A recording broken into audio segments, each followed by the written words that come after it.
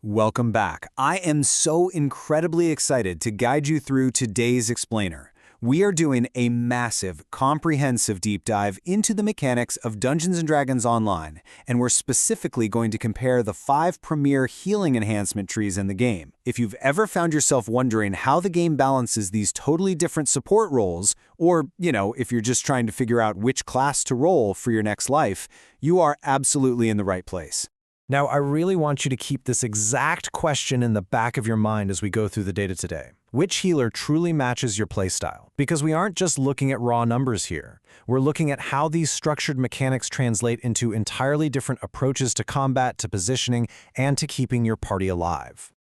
Okay, let's dive right into this. Here is our roadmap for the explainer. First, we'll break down the healing stats. Then look at the Divine Burst healers, the Cleric and Favored Soul. After that, we'll cover the sustaining songs of the Bard, the chemical cures of the Alchemist, the primal wards of the Druid, and finally, we'll wrap up by helping you choose your perfect healing playstyle. All right, kicking things off with Section 1, the Healing Stat Breakdown, where we'll be comparing the mathematical foundations.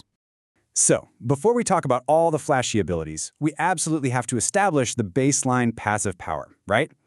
Notice how distinctly the game balances these math foundations. Look at the Cleric's Radiant Servant tree. They gain an effective 1.5 positive spell power for every action point spent, but their real standout is raw critical damage. Through abilities like Divine Aid, they actually stack up an impressive 9% extra positive spell crit damage. Now contrast that with the Favored Soul's Beacon of Hope, which scales really heavily on critical chance, gaining 1% per core plus passive boosts along with 5 positive spell power per core.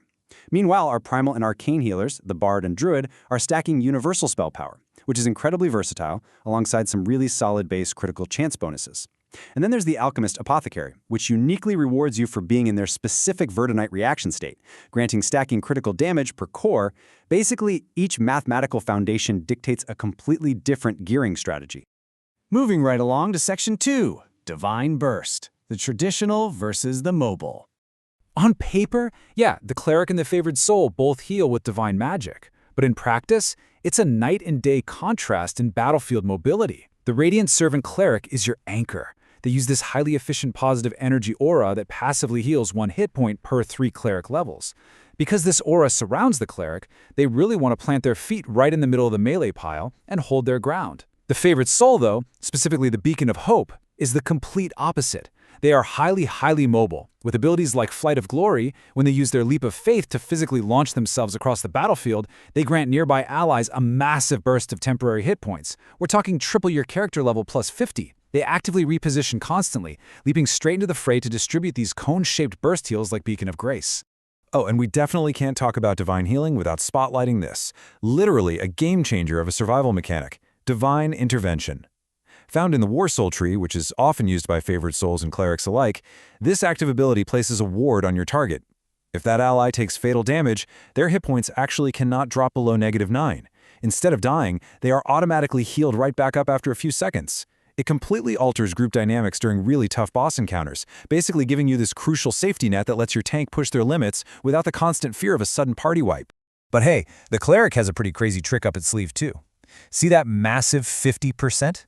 That represents the bonus granted by the capstone Radiant Servant Core. At level 20, every 5th positive energy spell a Cleric casts not only gets an additional 50% chance to critically hit, but is actually guaranteed to deal maximum healing. It is just an astronomical amount of burst recovery right when the party needs it most. So, on to Section 3, Sustaining Songs, the passive heal over time maestro. If the Clerics are your standard panic button burst healers, the Bard is the complete opposite. They are the passive heal over time maestros. The Spell Singer supports a party in a totally unique way.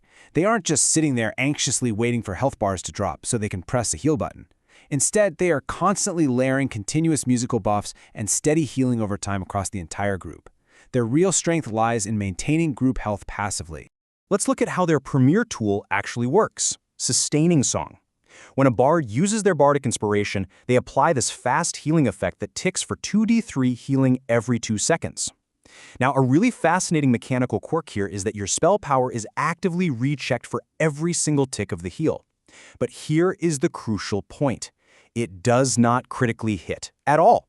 Because Sustaining Song cannot crit, a bard's stat prioritization looks vastly different from a cleric's. You don't need to chase positive spell critical chance gear. Instead, you pour absolutely everything into raw, universal, and positive spell power to make every single steady tick as beefy as possible. Next up, Section 4, Chemical Cures, the Reactionary Grenadier. Now we're talking about the Alchemist, specifically the Apothecary tree, which is arguably the most explosive and rhythmic healer in the whole game. Playing an Apothecary is all about combo steps. It literally feels like you're throwing calculated alchemical grenades. Step 1. You cast specific primer spells like Guildleaf and Ceruleite spells to trigger the Verdonite reaction. That puts you in a prepped healing state. Step 2. While you're in Verdonite, you passively gain these massive bonuses to your positive spell critical damage and spell power. And then Step 3, you just lob your explosive curative and mixtures, which are spell-like abilities or SLAs, right into the middle of your party. These are big area of effect heals that splash over everyone. And you won't believe the spell point cost efficiency of these SLAs. It is absolutely staggering. Just look at this comparison. A standard heal admixture SLA costs 45 spell points, which is very reasonable. But look at the Cure Serious admixture SLA. It costs just 4 spell points. 4! And the Panacea Poultice SLA, which clears debuffs, is only 6 spell points. Because they cost practically nothing and share different cooldowns, an Apothecary can sustainably bombard their party with high-powered area of effect healing potions for incredibly long encounters without ever worrying about running out of mana. Alright, on to Section 5, Primal Wards, the Preemptive Warder. The Druid, when utilizing the Season's Herald tree, brings a really thematic, nature-based approach that focuses heavily on preemptive survival tools. A perfect example of this is the ability Spring Resurgence. This fills an ally with the vitality of spring, and you can honestly just cast it and forget it. The very moment that ally's health drops below 50%, the ward automatically triggers, delivering a massive 20d6 positive energy heal to them and anyone nearby. It's a brilliant safeguard for a tank who might be taking unpredictable spike damage. You ward them before the fight even starts, and nature takes care of the rest. And this brilliantly illustrates how the Druid acts as a true force multiplier, Crown of Summer.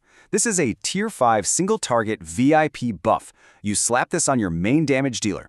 And not only does it mark them with this beautiful halo of fluttering butterflies, but it grants them a 15% enhancement bonus to healing amplification, plus 10 melee power and 5 ranged power. The Druid essentially supercharges a single frontline combatant, drastically boosting their damage output while ensuring that any heals they receive, whether from the Druid or literally anyone else, are vastly magnified.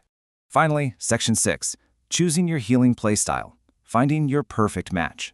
Let's synthesize all this data and see how it builds such a wonderfully diverse ecosystem of support classes. The game perfectly segments these 5 distinct identities so no 2 healers play exactly the same. You've got the stationary aura of the cleric for holding choke points, the highly mobile buffer in the favored soul for dynamic, fast-paced groups, the passive heal over time of the bard for steady, reliable sustain, the reactionary area of effect burst of the alchemist for high-efficiency group healing, and of course, the preemptive wards of the druid to safeguard against unpredictable damage spikes. As this quote perfectly sums it up, whether you want to throw potions, sing songs, or channel the divine, your perfect playstyle is out there. The sheer beauty of these structured mechanics is that there is no single objective best choice here. The most effective healer will always be the one whose rhythm and positioning requirements naturally align with your personal approach to the game. So I'm going to leave you with this final thought. Which unique mechanic will be the cornerstone of your next build? Will you rely on the death-defying safety net of divine intervention, the mana-efficient explosions of the apothecary, or maybe the steady, unwavering sustain of a spellsinger's song? I highly encourage you to dive back into the game and test these structured theories out for yourself. Thank you so much for joining me in this explainer, and as always, keep learning.